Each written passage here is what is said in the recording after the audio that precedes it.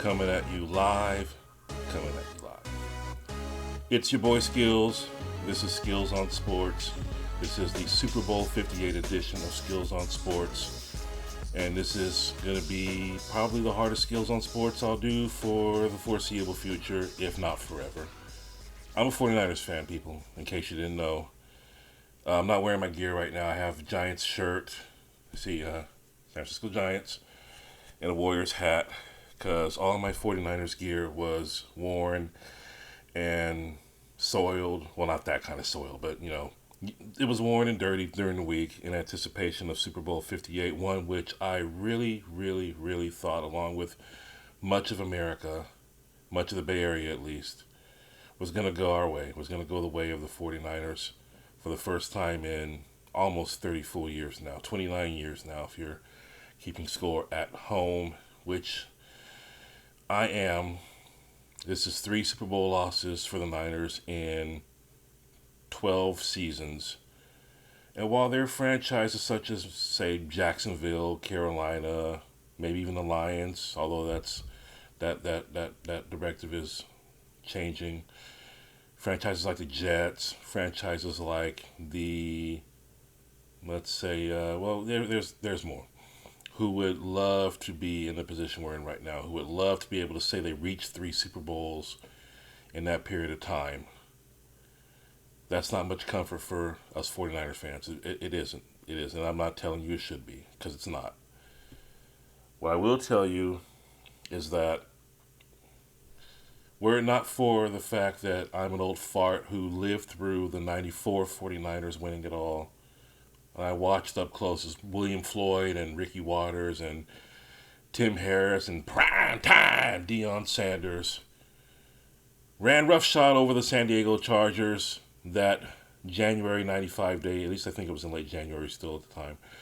If it wasn't for that, I would be pretty darn inconsolable. At least I would have been on Sunday night and on into Monday, because it would have made me wonder if my lifetime, my fandom as a 49er is cursed, because 3 Super Bowl losses.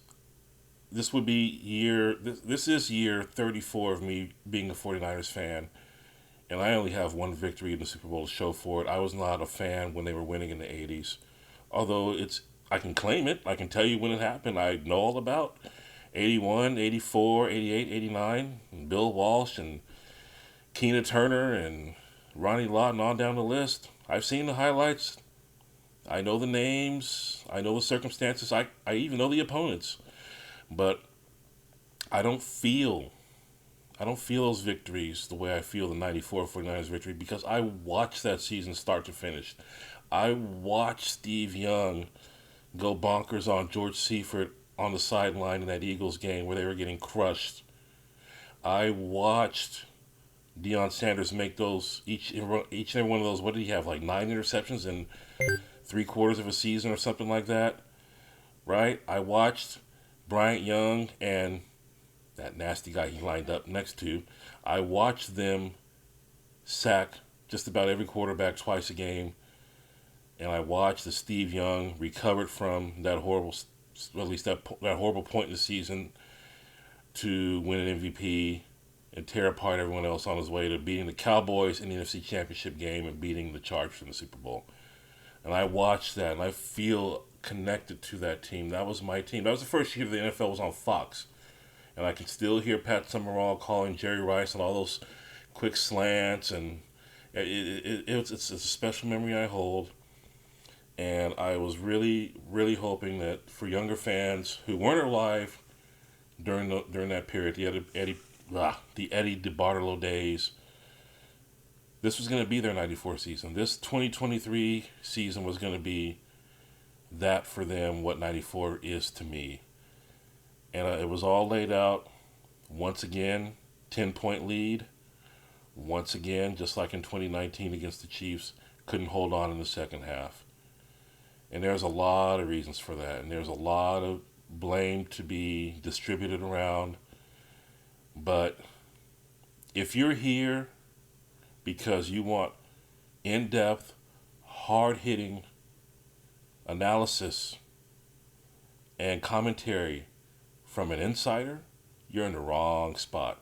What you're here to get, what you're going to get here is me, a 30 plus year fan, speaking from the heart, speaking a little facts, speaking a little knowledge, speaking a little research, and trying to make sense of all of this and trying to figure out where we go from here. So if you're on board, thank you, stay on board. And if you're not, well, hey, everyone's got an opinion on this game. Pro 49er, pro Chief, pro other. If you go on the boards, on social media, everybody's got something to say. And I've seen a lot of it. There were some points that I saw on Monday morning that I wanted to write down that I should have written down. I was going to share here on this show. I didn't write them down. Now I'm kind of glad I didn't, because really, Twitter, with all due respect to those, I'm on Twitter. I mean, all due respect to everyone on Twitter, I'm not really all that wrapped up in other people's opinions on what happened, because we could sit here and debate who did what wrong, who screwed up where. We could sit here and debate that until we're gray-haired and bald and got one foot in the grave. And it's not going to change the fact the Niners didn't win. It's not. Even tonight, I discovered, at least I saw a tweet that said, and I'm gonna just, for the sake of argument, assume this tweet is researched and accurate. On the last play of the game, the Chiefs had a offensive lineman downfield by a yard, which is illegal, past the line of scrimmage, which would have been, according to the post, I haven't researched, I'm just telling you what the post said, which would have been a 10-second runoff on the illegal man downfield penalty, and which would have been a victory for the Niners, 22-19 in overtime. And for the sake of argument, if that's true, great, but that's not what happened. That wasn't called. If we go back, and I'm gonna expand on this later on. If we go back and look through that game, we're gonna find probably some sort of violation, missed call on every play. And I'm not going to sit here and drive myself crazy, and I'm not going to ask you to drive yourself crazy with the what ifs, because all we know is what is. If we go by what ifs, then the truth is, how many Super Bowls now? 58. Probably 56 of them might have turned out differently with the what ifs. All we know is what is, and we can't change it. And I'm not looking to change it. I want to sit here in front of all of you and tell you how I dealt with the loss, what the Niners should do from here, in my opinion. Throw out some numbers at you, and let's get to all that right now.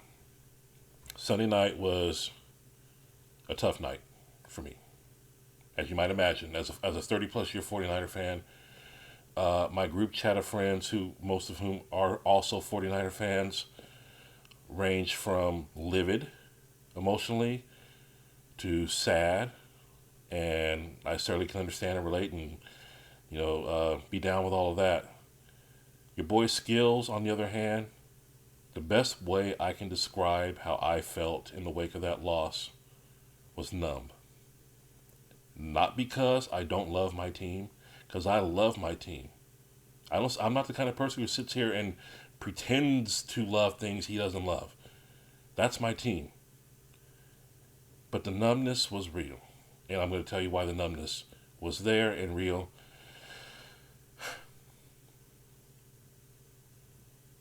10 years ago, without getting into detail, I went through some things in my life that left me one night feeling completely detached from reality. I was in my body, but I wasn't. And that's the best way I can explain it. I haven't felt that way before or since, but Sunday night was probably the closest I had come to where I felt like I was alive and I knew what was going on around me, but it was almost like for a while I was watching it from the moon.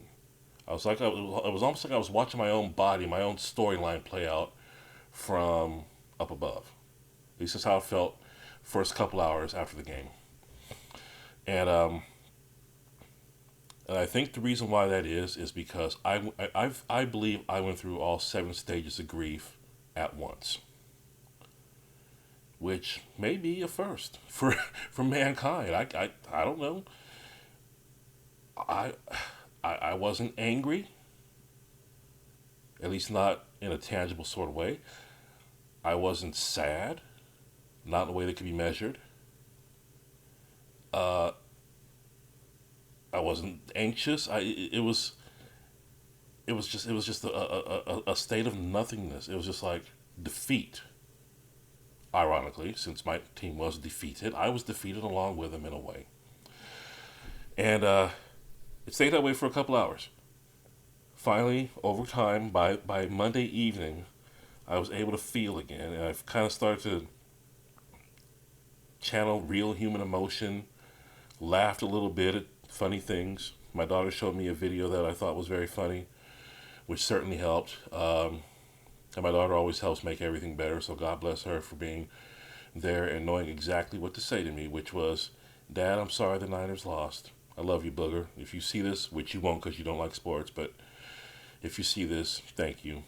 It probably was the only thing that could have made any difference that night and the next night. Just knowing that someone got it, knowing that someone respected the fact that I was hurting in my own way.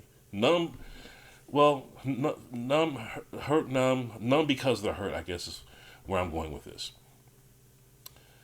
I watched the Niners, and here's where I am with the other two Super Bowls we lost in the last since 2012 season. 2012 Super Bowl, we were all just happy to be back. Okay, it had been 28 years since the Niners had been to a Super Bowl. Actually, make that, I'm sorry, 18 years since the Niners had been back to a Super Bowl.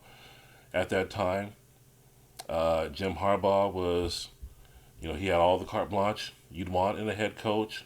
We didn't know some of the things we know now about him. We had young stars like Kaepernick, and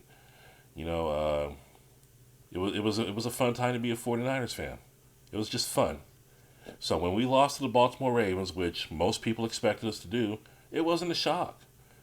We were just happy to be there, which is not really the way the 49ers have ever rolled. Eddie DeBartolo never rolled that way. He was never just happy to be there. This dude was ready to fire Bill Walsh after Super Bowl seasons. That's how he approached winning and his expectations of winning, right? So in his mold, I'm the Bartolo disciple, I guess is the word you want to use.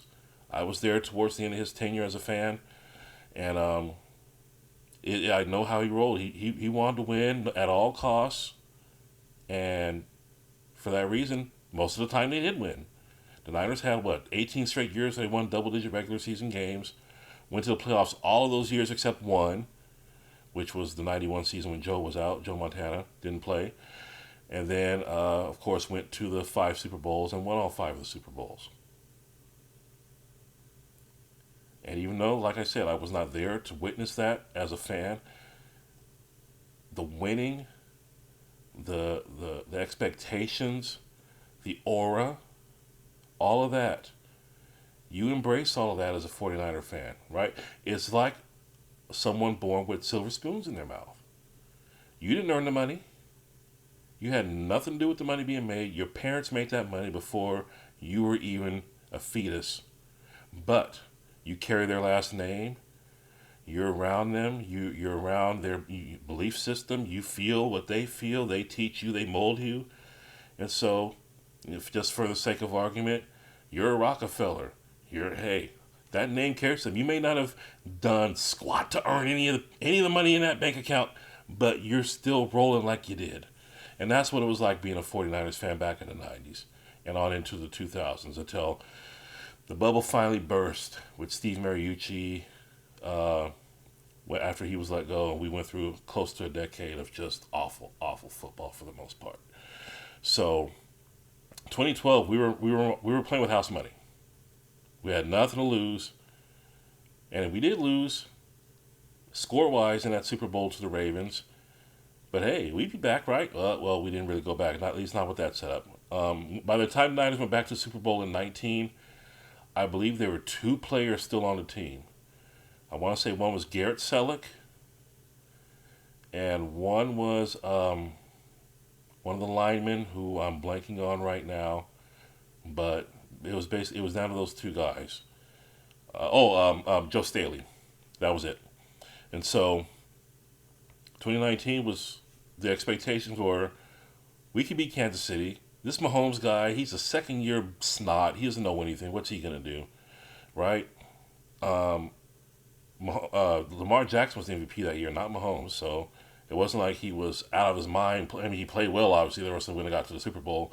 But it wasn't like he was invincible at the time. He wasn't a legend yet. Not like he is now at our expense. So we go to 2019. We got this young head coach, third year with our team, who was coming off, or not coming, well, he had a reputation. His biggest accomplishment, quote unquote, to that point, was blowing a 28-point lead to the Patriots, 28-3 lead, 25-point lead, as their offensive coordinator of the Atlanta Falcons. But there's no way that could happen again, right? Except for it kind of did. Niners led again by double digits in the second half, and with the help of that deep pass in the fourth quarter, we did not live up to our end of the bargain. We lost in that Super Bowl also. And at the end of that, I was sad. Because I think on some level, whether or not we wanted to admit it at the time, we knew that Jimmy Garoppolo was not going to be the man to lead us back there anytime soon. And as it turned out, he wasn't. Not knocking him. This isn't the platform for that. He did the best he could. He got us to one Super Bowl, which is more than a lot of guys are able to do. I mean, Dan Marino got to one Super Bowl, so there you go. That 2019 Niner team was special, and I called it in week 2. And I'll admit it. I called it in week 2 they were going to the Super Bowl.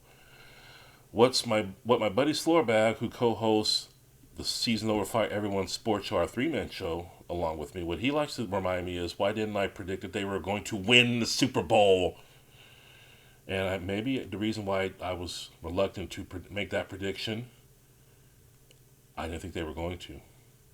I didn't think Garoppolo and the rest of that team was enough. I thought that Harbaugh was going to find a way to blow it.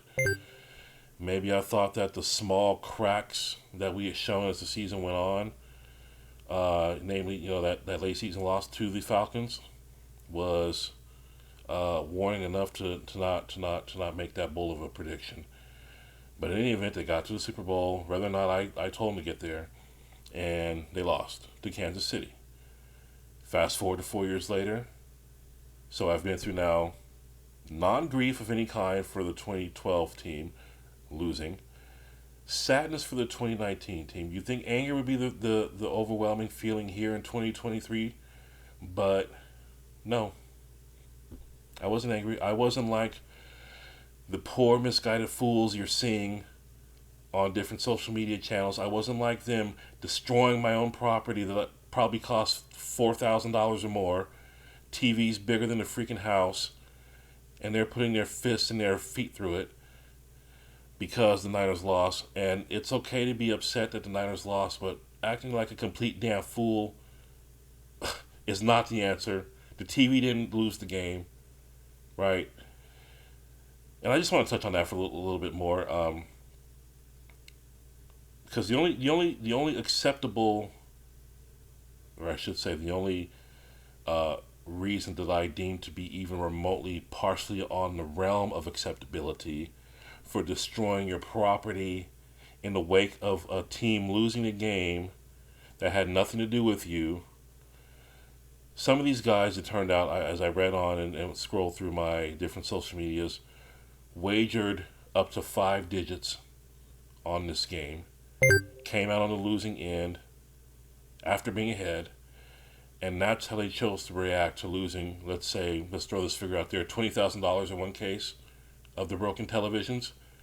But when you break the TV, you know what? Now you need a new TV, right? Now you got $24,000, $25,000. I'm not talking about a little tiny 22-inch something.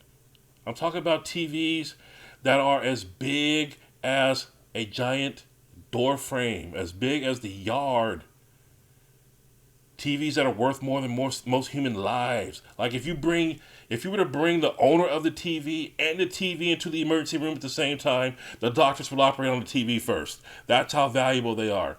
And these people here, these quote-unquote fans who are wagering all this money, and this is how you're dealing with it. I mean, look, I have as much problem containing my emotions as anybody for much of my life. I'd react. I used to break things. I used to smash things when my teams would lose. But I would smash things that were replaceable, right? I would not dare destroy an electronic device that cost more than I did under any circumstance. And for these people who did do it, hey, I'm sorry you lost money. I'm hurting along with you for the Niners. That sucked royally. But come on, man. Do better than that. And maybe next year, don't bet. You have no control over the outcome. So I've kind of told you a little bit of background about where my emotions were after the loss. Get into some more of the game itself, and I decided to pick the number 10, since the Niners led 10-0 when they were in control of the game for most of that first half until the last few minutes of that first half. Niners led by 10, so I got 10 talking points I want to go over with you, and then we're gonna move on because I don't want to rehash the same old that you're hearing everywhere else. Again, you've heard the best. Now hear the rest. So let's just get this out of the way. One of my talking points, and I was gonna spend some time organizing this and kind of making a blueprint or an outline or something, but I've decided I'm just gonna wing it and go from the heart because there's only so much prep you can do for all these different topics and still sound like you want to sound, right? I want to sound like I'm just talking to you. I don't want to sound like I'm 7 years ago. The 49ers came out of the tunnel, locked arm in arm as they prepared to do battle against the Chiefs of Kansas City, Missouri. Not to be confused with the Chefs of Kansas City, Kansas. No. So what we're going to do, I'll just go down the list one by one. And if it's a little disjointed, bear with me. All right, this is what I'm choosing to do. Skillz on Sportz, Super Bowl 58 edition. Let's just get it out of the way. That singer who's dating Travis Kelce. I don't hate this girl. A lot of America hates this girl. A lot of America loves this girl. I don't care one way about her or the other. I have a few of her songs on my playlist that when I'm in the mood for more modern music, which is, maybe 5 days out of the year, I'll fire up some Bad Blood or whatever. But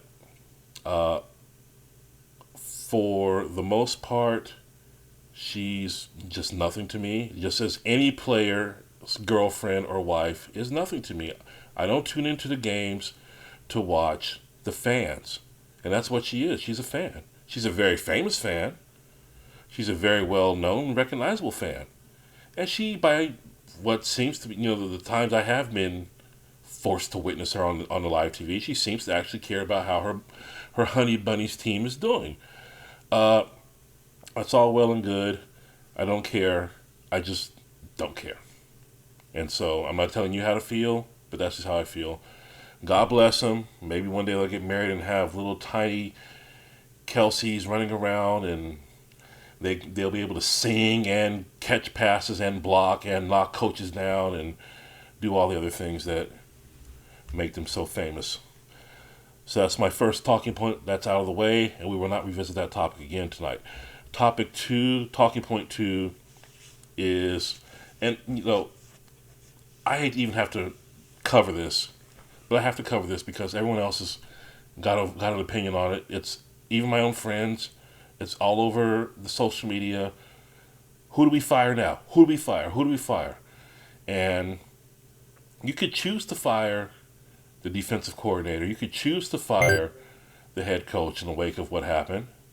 And you might even be justified in doing one or the other, especially given the fact that their relationship over the course of the season, including in the game itself, if you saw one of the timeouts that Shanahan called, I don't think Wilks and Shanahan were ever really on the same page very long this season. Even when the defense was playing its finest, even when they were going entire second halves, shutting people out for months at a time, weeks at a time, you just never got the same level of comfort with the Wilks regime as you did with the Salah regime, right? So if Wilks is fired, or let's just say if he's kicked upstairs to some sort of not administrative, but what's what I'm looking for here? Uh, uh, God, I'm blanking on the word. Executive position. That's the word.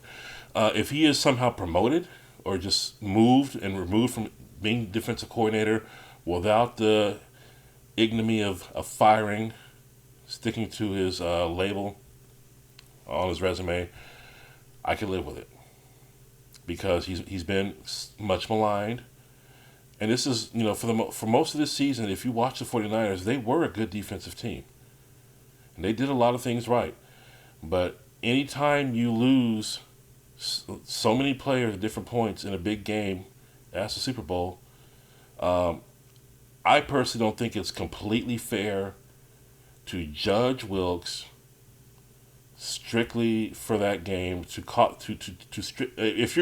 this is the last straw, if this is the straw breaking the camel's back, then if you're Shanahan or Lynch and you're unhappy with the way the defense had other breakdowns over the course of the season, with the whole sideline booth play calling stuff, with the failure to pass rush effectively for a good chunk of the season, for the drop off of Nick Bosa's production, for example, and a secondary that never seemed to have guys playing well from more than 2 weeks at a time.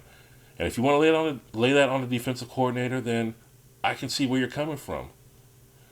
I'm just saying, if you're strictly down to fire Wilkes because of the mistakes you believe he made in the Super Bowl, I don't know if I agree with that. I just don't know. Can I live with it? Yes. I'm not going to go out here with a picket sign and protest it if they do fire him for that. But there were so many other things, so many other mistakes made on both sides of the ball, with the play calling on both sides of the ball, with players, special teams making mistakes. With players and special teams making mistakes and everything that went into, I personally just cannot hang everything on Steve Wilkes. Which brings me to the other half of this talking point. Do we fire Shanahan? No, of course we don't fire Shanahan. No. Listen, Eddie DeBartolo, owner of the 49ers in the 80s and 90s. If he didn't fire, or at least make a firing stick to Bill Walsh after any of the tough playoff losses they went through, and they certainly had a few, and I've read that at times DeBartolo did let Walsh go, except for he was basically just blowing off steam and calmed down within a day or two, like I'm hoping all of us are doing here now. You have to remember, is the grass greener on the other side? Is Kyle Shanahan, is getting rid of him and risking another Tom Sula era, another Chip Kelly span of 6 months?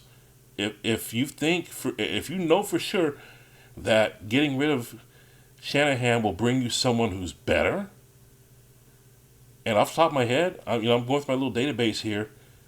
Who are we going to bring in who's better? And if you're saying Bill Belichick, let me remind you that Bill Belichick coached 9 years in the NFL without Tom Brady and made the playoffs twice.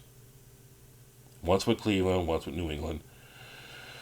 And I'm not saying Belichick is a bad coach. I'm not saying he's totally dependent on Brady for any of his success. What I am saying is, at this point in his career, in his 70s, he's not going to be an upgrade. He's just not. He needed, just like most head coaches needed, a great quarterback to make a difference for him. And the Niners, for all of Brock Purdy's advancements and achievements this year, he's not great yet. He's had great moments, but he's not great yet, and I'm not knocking him for that. He's only he just completed his second year in the NFL. He could still end up being great, but he's not there yet. Could Belichick turn him great? I doubt it. I don't know what Belichick's going to do to make Purdy better. I don't know. I'm not that in-depth in understanding the dynamic between a head coach whose background is defense versus an offensive quarterback who's been coached by one of the best offensive minds by all accounts in the game today. And you're going to go from that to, let's just call it what it is. A 70-year-old washed up guy whose specialty is defense, I don't think that's the answer. I just don't think that's the answer. If I'm wrong, it wouldn't be the first time, but I'm willing to bet I'm right. And here's the other option: Pete Carroll. You're gonna replace Kyle Shanahan with Pete Carroll. Let's just step back and look at this for a minute. What is Pete Carroll best known for besides winning that Super Bowl in 2013? What is he best known for besides that? Blowing a Super Bowl 2 years later by not running Marshawn Lynch close to the goal line, throwing a pass that was intercepted, and won a Super Bowl for who else? Belichick and the Patriots, right? Was that 2 years later? That might have been the next year. I forgot. But you're gonna bring in a guy who's guilty of the same thing that the guy you fired is guilty of. I don't see that, and he's also in his 70s. He's a spry 70 something, but I don't see it working out. I don't see Carroll. We got lucky getting one ex Legion of Boomer to the Bay Area and Richard Sherman. We got lucky for a couple years there that it worked out. But Pete Carroll is not the answer either. There's probably a reason why both he and Belichick are still looking for jobs, if they're even looking for a job. Well, Pete Carroll technically is not looking for a job. He's still technically kicked upstairs by the Seahawks. But you know that if he got the right opportunity, he would still coach. You know that. He didn't want to stop coaching. He took this position with Seattle. And by the way, this is not a half mustache on my face. This is a shadow. All right, so I don't know why it looks like that, but it does. I can't seem to make it go away. Okay, it's gone away a little bit there. But in any event, yeah, noted both those guys.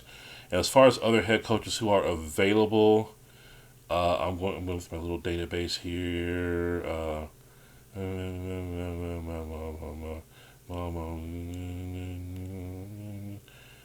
Nothing's jumped out at me. I mean, I don't have every potential head coach committed to memory, but nothing's jumped out at me as someone who off the bat is going to do better than Shanahan. And we were all emotional after the game to some extent, except for my numb ass. But, it's okay to be emotional and call for Shanahan's head in the wake of a very, very, very tough loss. But just remember, Shanahan's the one that got you there in the first place. And you move on from him, you might be moving on from winning entirely. So I'm not prepared to make that risk yet, to take that chance yet. And honestly, at running the risk of becoming Marv Levy West and losing a fourth Super Bowl, although Marv Levy lost all four of his in a row with the Bills, running that risk versus taking a chance at and breaking up a good thing that we have going and taking the risk of going back to mediocrity, I don't know if I want to do that either. Talking point number 3. Now, my friends disagree with me on this, but I still believe that if Dre Greenlaw had not torn his Achilles early in the second quarter, an Achilles that had been bothering him for much of the year anyway, I just feel in my heart something would have been different out there. Because if you know his replacement, what's the guy's name? Owen something, got lit up. Kelsey wasn't doing a whole lot while Greenlaw was in the game for that first quarter, but he came alive afterward. And Greenlaw, he's made 2 of the biggest plays in our history. And you remember this, the Seahawks game back in 2019 that got the Niners into the playoffs? Remember the one he made a few weeks ago when the Niners needed him to make a big play to end up saving the game? Greenlaw was there. Was it the Green Bay game? Could have been the Green Bay game. Greenlaw was there. He has a knack for making big plays. He ruined the Eagles season all by himself by getting their security goofball kicked off the sideline, and they never recovered from that, right? Dre finds a way to get things going even when he's not even trying. He's a leader out there. So we entered the second half of that game minus 3 huge playmakers. Of course, Tanalo Ufanga, who's been out for more than half the season with his knee injury. He's a big playmaker. Of course, he's also a big play giver-upper, but I digress. Greenlaw is one of the guys who can make a big play out there. And he was gone. And then you have Nick Bosa, who you hope could still pick up some of the slack and get to Mahomes and disrupt him and make him maybe fumble a ball or two. And he was not able to do that to that level. He did bring him down, but not like the way we really needed. We needed, we needed a difference maker. We didn't have any difference makers on defense in the second half of that game, and it hurt us. And even with Wilkes and his less than stellar play calling and less than stellar decision making, and namely some of the coverages and so on, I still believe that Dre Greenlaw would have made some impact on that game. If for no other way, he would have covered Kelsey a lot better than his replacements did. Kelsey was a nightmare in that fourth quarter and overtime, and I just feel like Dre would not have allowed that to happen. Something would have been different, and I don't think Wilkes could have stopped Greenlaw from making an impact. Next talking point, some of the tweets and texts that I was going to get into, and I didn't save, like I said, I didn't save the ones that I wish I had that I seen initially following Sunday night and the Monday morning. There was a number of tweets, or I should say posts, on X that I wanted to share with you, not because they were nasty or mean or silly or anything like that. They actually made sense, and they actually pointed out some things that I hadn't even thought of. But being the lazy bum that I was being that morning, and being the numb bum I was being that morning, I failed to save any of those 3 tweets, posts, whatever. And so what that leaves me with is just one tweet in particular I'm going to share with you that I saw. And let me just pull it up here. It was supposed to be open already, but apparently I shut it and didn't realize it. Here it is, Super Bowl. And this post read as follows: the 49ers aren't the only team that's lost the Super Bowl to Patrick Mahomes, and they won't be the last. The Niners are really good at the wrong time. This is the era of the Chiefs and Patrick Mahomes. We're just on the wrong side of history now. It's that simple. And I didn't get the name of the person who wrote that post on X, but there's a lot of sense to be made there. And listen, we got to be real about this. As we did give away that game, as much as if you want to say we gave away the game, fine. Because in some ways, yeah, it was right there. We made mistakes. We could have easily come out on top of that game. But also, when it came down to crunch time, when everything was in the balance, whatever led up to the game being close in the fourth quarter, Pat Mahomes went out and won it, just like he's done 2 other times. And that's going to bring me to my 5th talking point, is Mr. Mahomes. Now, if I were a person with no heart and no conscience, what I would have said was something like, maybe Pat Mahomes the second can't be stopped on the field, but Pat Mahomes the first got stopped by the police last week. Har, har, har, har, har. Because yes, Pat Mahomes Sr. did get a DUI last week, which could have been a distraction for his son. That sort of legal trouble. Pat Mahomes, and apparently it's not his first either. Pat Mahomes, the former Major League pitcher, most notably for the Twins and the Mets, pulled over somewhere and got taken to jail, whatever. But Pat Mahomes the second is apparently whatever they had going on there, he's able to shut all these things out. He beat the Niners as much with his legs as he did with his arm, just like last year when he beat the Eagles with his injured legs as much as with his arm. I didn't get the numbers he had total rushing, but they were a lot. He had a couple of huge back-breaking runs in the fourth quarter and overtime. Had that short run that got the first down in overtime, where the Chiefs would have been toast had he not. We're looking at a legend. And those who are still not taking the loss very well are saying that the Niners are making Mahomes a legend. Well, no. Because when you start doing that, then you got to go back and say that the Cowboys made Joe Montana a legend by not doing this or doing that the wrong way and blah, blah. And then you start I don't want to take anything away from the man who won the game. Unless there was some obvious, horrible infraction like the pass interference that got the Saints knocked out of the playoffs a couple years ago, however long ago that was. Unless there was some awful, awful violation like that, which I don't think there was. Granted, the people on Twitter and on X are finding holding on every play pretty much just about. And I mentioned the man downfield and all that. I don't want to get into all that because if we start breaking down everything missed, we got to break down the stuff that was missed against, in their favor too, or in our favor too. And then where do you go? It's just a big cycle of it leads right to, it's like a tornado of confusion. Who did what? What should have been this? All we know is what is. All we know is what is. And games break down. Mahomes just did what he had to do with the help from his not so reliable receivers, not always so reliable, such as McCole Hardman, who caught the game winner, of course. Marquez Valdez-Scantling had a big play, a big touchdown play. Kelsey, I mentioned, of course. And then, of course, Isaiah Pacheco just running up and down our throats, right? But it was Mahomes who is he's a legend already.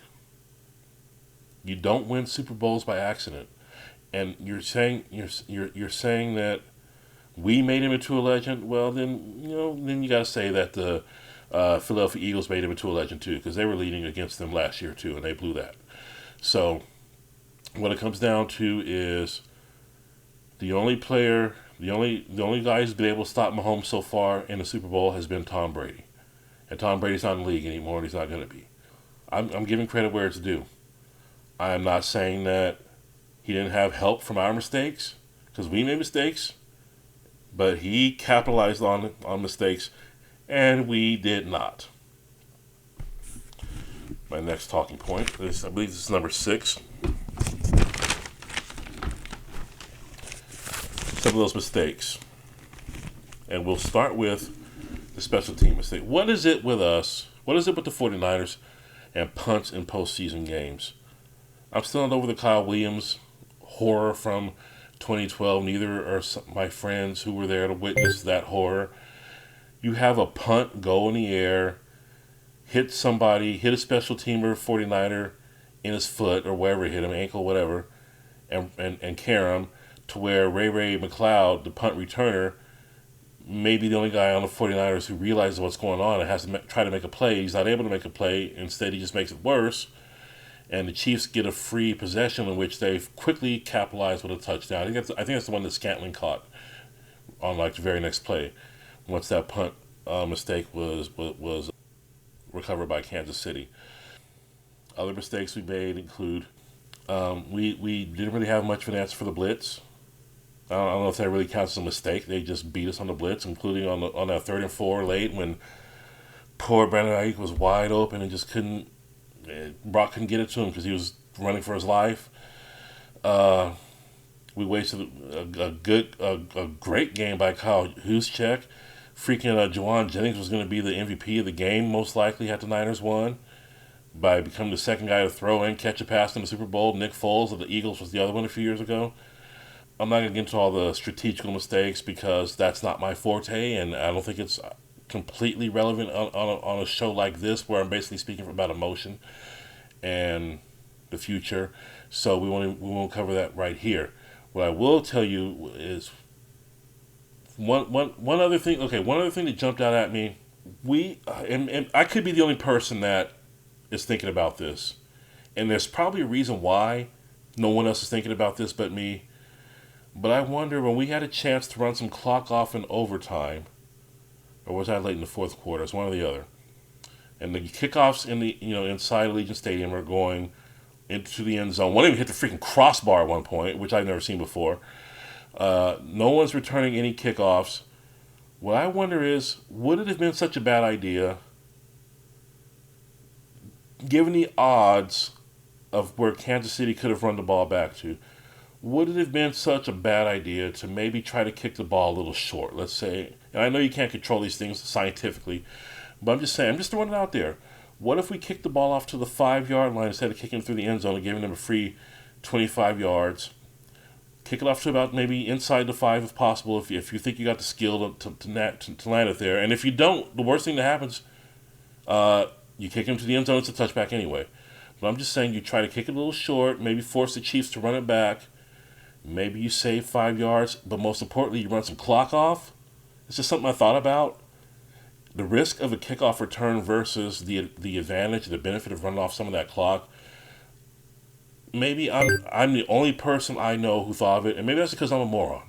Maybe there's a reason why they didn't want to risk a huge game by the Chiefs. I'm not saying it's not a risk. I'm just saying, was it something you could have thought about?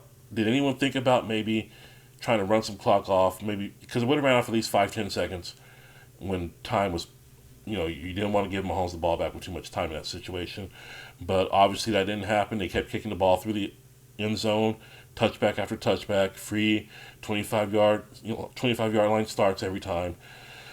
And that time stayed on the clock, of course. So, hey, I don't know. There's a reason why. Maybe I'm just a complete idiot for even thinking that, but it's just something I thought about. Hey, you make an assessment how you want to make it. And I did not make my full list of mistakes I wanted to cover, which I really wish I should. I really wish I had. I mean, we know about the McCaffrey fumble in the first quarter. We know that Kyle should not, in hindsight, have run the ball, passed the ball 8 out of 9 times to open the second half. But what I'm wondering is, this is what I thought about. McCaffrey took a really nasty hit early in the game. McCaffrey took a really nasty hit early. Like 2 guys hit him, one up high, one down low, and it looked like his leg was not going to survive that.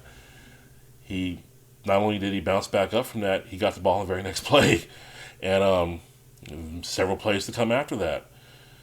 And so maybe I'm just an idiot here for wondering maybe he was not feeling at his best when Shanahan was calling all those pass plays in the third quarter instead of using the guy who came in third in MVP voting in the NFL, in Christian McCaffrey. If he's healthy, then he should have been running. And I just wonder, with an injury like that, did he cramp up? I think we would have heard something by now. I haven't heard anything, and granted, I've been trying not to listen to too much sports talk or too many interviews because I didn't want this show to be corrupted by anyone else's thoughts but my own. I didn't want to dip into anyone else's well, so to speak, of ink. So what I'm saying is, for Shanahan, with his reputation, knowing his image, knowing what he's been criticized for the most in his career, which is blowing big leads, Shanahan's been accused of running when he should pass and passing when he should run. That's what I'm trying to say. I got it out, guys. Thank you for staying patient. And there's no reason why, knowing what was at stake if he didn't get this right, to pass the ball 8 times in 9 plays with the third highest MVP in the NFL on your sideline, supposedly healthy and ready to go, then that is maybe one of the worst mistakes of all time. And that would be a reason why, if I were on the Shanahan guillotine committee, that would be one of the reasons why he'd be on there. But I'm not. So that's, I don't know if Christian was hurt. I haven't heard anything. Non-calls. I'm not going to spend a lot of time on this. Actually, I kind of covered the non-calls as my 8th talking point. I covered the non-calls earlier. We get into non-calls, we're gonna be here all night. And we're going to be reevaluating every Super Bowl that's ever been played, because no Super Bowl is called perfectly. No game is called perfectly. The Niners got plenty of quote-unquote help from the refs when that late hit on Brock out of bounds. Got 15 yards from that. There was a little scuffle early on in the game. I think Trent got into it with one of the Chiefs, and they got 15 yards for that. The refs were not biased against the Niners in this game. And if they did miss calls, I guarantee you there was as many missed calls against the Niners as there was for them. So I'm not even going to spend time on all the non-calls, because then we got to reevaluate Super Bowl 1 through 57 as well, because none of these are going to be called perfectly, and you still got to play the game.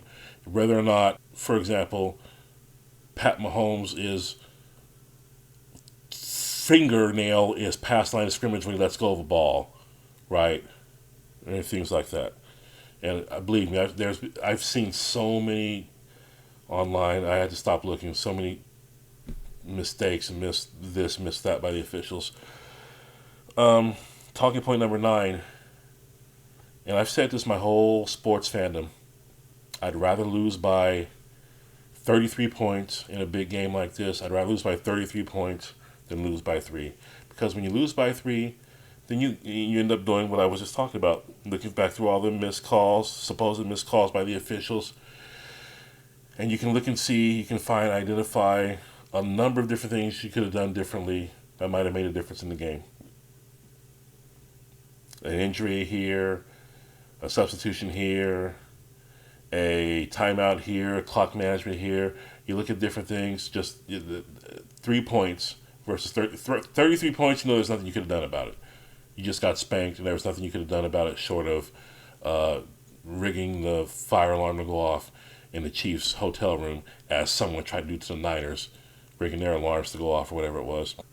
And then they're going to spend, if it wasn't bad enough, what's going to happen is, if it wasn't bad enough losing the game, now you're going to spend the whole offseason second-guessing just about everything you did.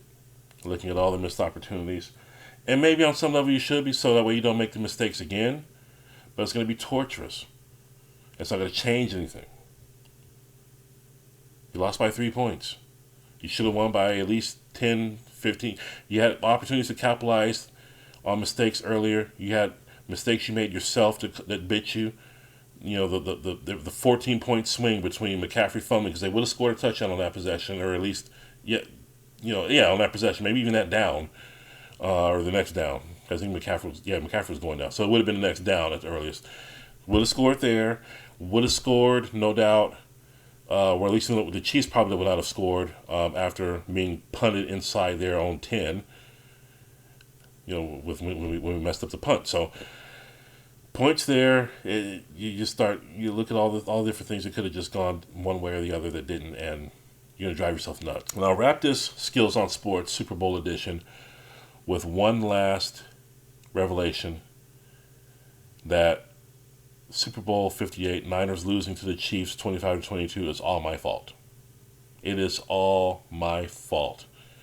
And I'm going to tell you why it's all my fault.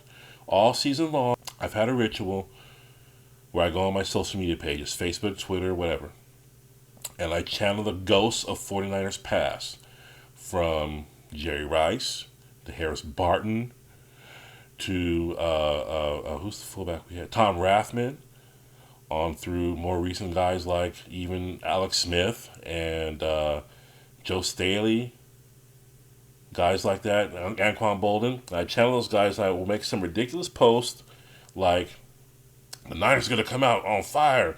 Let's say it's the Niners-Rams game. Jim Everett getting crushed by Bryant Young. And I would just come up with some ridiculous set of scenarios where the Niners of the past will crush the opposing team players of the past. It's as dumb gets, I know. I'm the first to tell you it's dumb. But I'm also the first to tell you that every time I did it, the Niners won, baby. And 3 times during the season when I didn't do it was when they had their 3-game losing streak. Did I do it for every game that they won? No. They won 12 regular season games and 2 playoff games. I did that ritual, that was a total of 14. I did that ritual for probably about 8 of those games. And I was 8-0. And when I didn't do it for those 3 games, they had a 3-game losing streak. Now, I don't remember if I did it I don't think I did anything for the other two games they lost in the regular season. But I know I didn't do it for the Super Bowl when I meant to. I meant to channel those Chiefs of the past like Larry Johnson and Dwayne Bowe and who's the guy, the big lineman, Curly Culp. I was going to channel him. We wouldn't even get, I was a little too soon for Marty Schottenheimer, but I would have channeled Gunther Cunningham for this ritual, and all our ghosts of the past, like George Seifert would have stomped him. Steve Wallace would have had, blocking. He would have been blocking Neil Smith and all this stuff. It would have been epic. It probably would have been 15 people deep, but I failed to do it. And I don't even know why I failed to do it, but I didn't do it.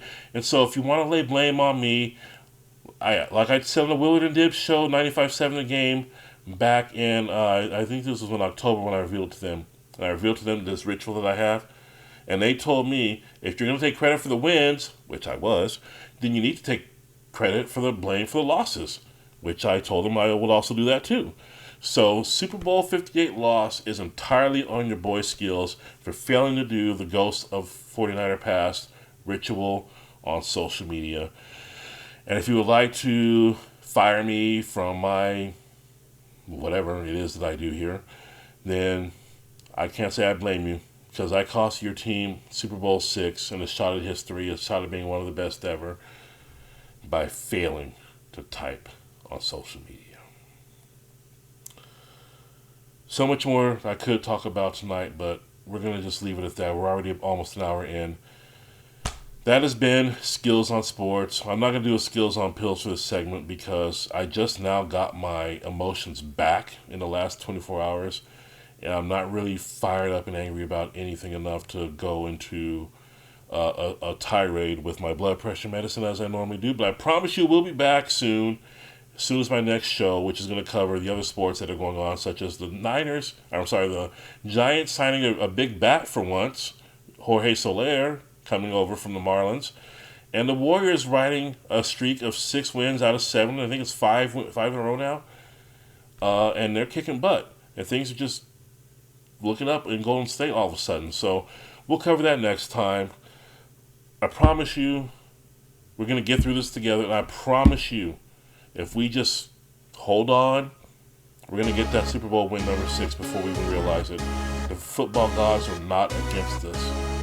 So keep that chin up like this. See this? Up. And don't break your goddamn TVs, people. I'm your boy Skillz. This has been Skillz on Sports, special Super Bowl 58 edition. And from now until the day I die, go Niners.